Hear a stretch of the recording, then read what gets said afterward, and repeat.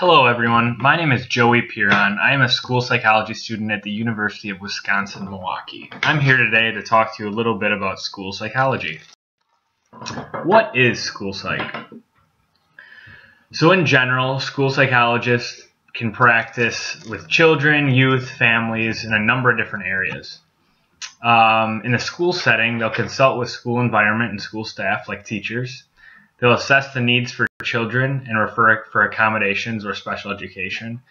They might do school interventions for academics, behavior, or trauma. And in general, we're school advocates for children and families. We also support at the system level with development and modifications. So there's a couple different routes you can take to be a school psychologist.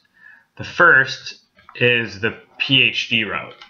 So if you have a PhD in school psychology, there are a bunch of different options that you can take, and you're kind of more flexible in what you want to do. You can go into academia, you can do research. Typically, if you do research, it might be for the Department of Education or DPI, Department of Public Instruction. You can go into administration with a PhD. You can also be a practicing school psychologist. And you can do that in school, community, or be a clinician and have your own private practice working as a psychologist. You can also go through the EDS route, which is the shorter route in graduate school for school psychs. For having an EDS degree, your main option is to be a practicing school psychologist in the schools. Or you can also be involved in the community as well. So as I mentioned, there's a couple different types of requirements for school psychologists. General requirements is that in undergraduate, you can kind of come from the psychology background, which I did. I did the majority of my classes in psychology, or many school psychologists come with a teaching background or do the majority of their classes in education. And part of applying to graduate school, you'll need to have letters of recommendation. Typically, these come from professors or employers. And obviously, if you're going to be working with children in your future job, experiences with children are preferred, and it looks good on graduate school applications as well. You'll also want to go through interview process on campus for whenever you interviews for graduate programs. A couple PhD specific tips. Past research experience always looks good on applications, as well as talking about that during interviews with faculty. And the GRE is typically required for PhD programs, but the minimum scores may vary by the university. So what kind of experiences will you get from having a school psych? These are a couple. Experiences with children in schools. You might be teaching, helping out, and supporting teachers through the role of school psych, tutoring, being a line therapist. Some research experience. You might present at conferences. Typically, this involves children development or education. And some kind of coursework you'll take as a school psychologist will be developmental psychology, child psychology.